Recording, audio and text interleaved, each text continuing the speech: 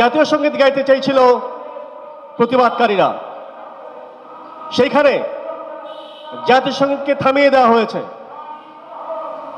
বন্ধুগণ, শুধু সেই দিনই নয়, 5 আগস্ট এই বিধ্বংসী গণ অভ্যুত্থানের মধ্য দিয়ে স্বৈরাচারী হাসিনার পতনের পর একটা গোষ্ঠী মনে করেছে তারা তাদের রাম রাজত্ব কায়েম করেছে। এই জুলাই অভ্যুত্থান সাধারণ মানুষের অভ্যুত্থান। 71-এর যে আকাঙ্ক্ষা, যে লড়াই, যে স্বাধীনতা, তারই ধারাবাহিকতায় এসেছে 24-এর জুলাই গণ অভ্যুত্থান।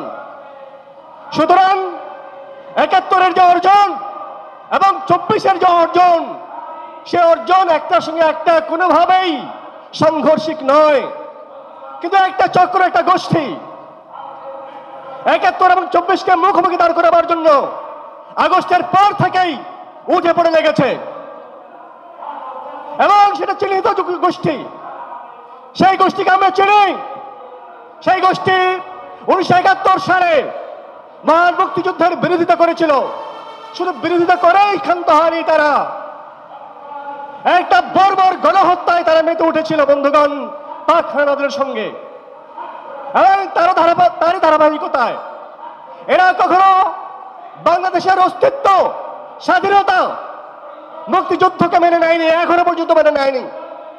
জুলাই অভ্যুত্থানের পর বিভিন্ন মহল থেকে দাবি উঠেছিল এই শক্তির এটা রিকনসিলিয়েশন দরকার। তারা কি করবে? জামায়াত ইসলামী, এই ছাত্র শিবির সহ অন্যান্য সাম্প্রদায়িক ধর্মীয় গোষ্ঠী, উগ্র গোষ্ঠী, তারা তাদের অবস্থান কি করবে সেটা স্পষ্ট করা দরকার। মুক্তিযুদ্ধে তাদের ভূমিকা কি ছিল সেটা নিয়ে তাদের প্রকাশ্যে এটা অবস্থান স্পষ্ট করা দরকার বন্ধুগণ। কিন্তু এই দাবি, এই জনদাবি, গণদাবি তারা মানে নেই। উল্টো স্বাধীনতার বিরুদ্ধে, 71-এর বিরুদ্ধে, মুক্তিযুদ্ধের বিরুদ্ধে এবং বাংলাদেশের সার্বভৌমত্বের বিরুদ্ধে তারা নানা ষড়যন্ত্রে লিপ্ত বন্ধুগণ।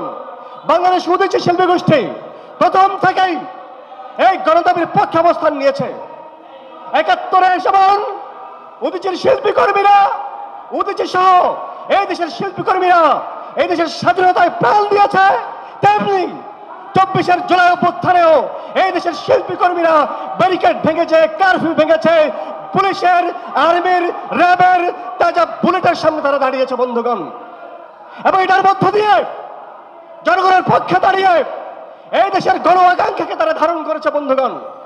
কিন্তু সেই স্বাধীনতা বিরোধী শক্তি, সেই মুক্তিযুদ্ধের অপশক্তি, 71 বিরোধী শক্তি আজকে বাংলাদেশের সার্বভৌমত্ব, বাংলাদেশের জাতীয় ঐক্যকে নস্যাৎ করবার জন্য উঠে পড়ে লেগেছে। জাতীয় সঙ্গীত থামিয়ে দিচ্ছে বন্ধুগণ। শুধু জাতীয় সঙ্গীত থামিয়ে দিয়ে তারা ক্ষান্ত হচ্ছে না, যারা জাতীয় সঙ্গীত গাইছে তাদের উপর হামলা করছে, তাদের অফিস, কার্যালয়, তাদের আস্তানা ভাঙচুর করছে বন্ধুগণ। এরা কারা আমরা জানি। 5 আগস্টের পর যারা এই দেশে মাজার, দরগায় হামলা করেছে বন্ধুগণ, ভিন্ন মত, ভিন্ন চিন্তা, ভিন্ন সংস্কৃতির বিরুদ্ধে তারা যুদ্ধ ঘোষণা করেছে বন্ধুগণ। আমরা চিনি এদেরকে, এরা চিহ্নিত শত্রু। আমরা জানি 5 আগস্টের পর এই দেশের সংখ্যালঘু হিন্দু, পাহাড়ি জনগোষ্ঠী, আদিবাসীদের উপর বর্বরোচিত কায়দায় তারা হামলা করেছে, অগ্নিসংযোগ করেছে বন্ধুগণ। আমরা বারবার এদের প্রতিবাদে আমরা রাস্তায় নেমেছি বন্ধুগণ। আজকে আমাদেরকে রাস্তায় নামতে হচ্ছে। 24-এর আকাঙ্ক্ষাকে ঊর্ধ্বে তুলে ধরে এই দেশের অগ্রযাত্রাকে, গণতান্ত্রিক অগ্রযাত্রাকে সামনে এগিয়ে নিয়ে যাওয়ার জন্য আজকে সমস্ত দেশের মানুষ ঐক্যবদ্ধ হয়েছে বন্ধুগণ। আপনারা জানেন আজকে মানিক মিয়া এভিনিউতে এই দেশের নারী সমাজ এটা একটা দুর্দান্ত, এটা নজিরবিহীন সমাবেশে ডাক দিয়েছে। সেই সমাবেশের নাম নারীর ডাকে মৈত্রী যাত্রা। কেন এই মৈত্রী যাত্রা?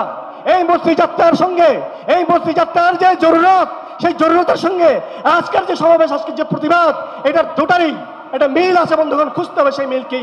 সেই মিল হচ্ছে গণতন্ত্র, সেই মিল হচ্ছে ইনক্লুসিভিটি, সেই মিল হচ্ছে চিন্তার বৈচিত্র্য, লিঙ্গের বৈচিত্র্য, ভাষার বৈচিত্র্য, জাতির বৈচিত্র্য, সমস্ত কিছুর বৈচিত্র্য হচ্ছে এই মিল। আজকে এটার জন্যই আজকে উদীচী পথে দাঁড়িয়েছে। বিকেলে আমরা সেই মৈত্রী যাত্রায় দাঁড়াবো বন্ধুগণ। এটার মধ্য দিয়ে আমরা সেই অপশক্তিকে জানান দিতে চাই যারা নারীর বিরুদ্ধে কথা বলে, যারা নারীর অধিকারের বিরুদ্ধে কথা বলে, যারা স্বাধীনতার বিরুদ্ধে কথা বলে, যারা জাতীয় সঙ্গীতের বিরুদ্ধে কথা বলে, জাতীয় অস্তিত্বের বিরুদ্ধে যারা কথা বলে, জাতীয় সার্বভৌমতার বিরুদ্ধে যারা আজকে যুদ্ধ ঘোষণা করছে, তাদের বিরুদ্ধে বাংলাদেশ উদীচী শিল্পী গোষ্ঠী এবং শিল্পী কর্মীরা জানান দিতে চায় এই দেশের স্বাধীনতার শক্তি, মুক্তিযুদ্ধের শক্তি, 24 আকাঙ্ক্ষার যে শক্তি, তাদের মৃত্যু ঘটে নাই। তারা এখনো বুক আগলে এই দেশকে আগলে রেখেছে, এই স্বাধীনতা অস্তিত্ব গণতন্ত্র আগলে রাখার জন্য রাস্তায় নেমেছে। তারা যতদিন রাস্তায় থাকবে এই 24 আকাঙ্ক্ষা, 71 চেতনাকে ভুলণ্ডিত করতে আমরা দেব না, দেব না, দেব না।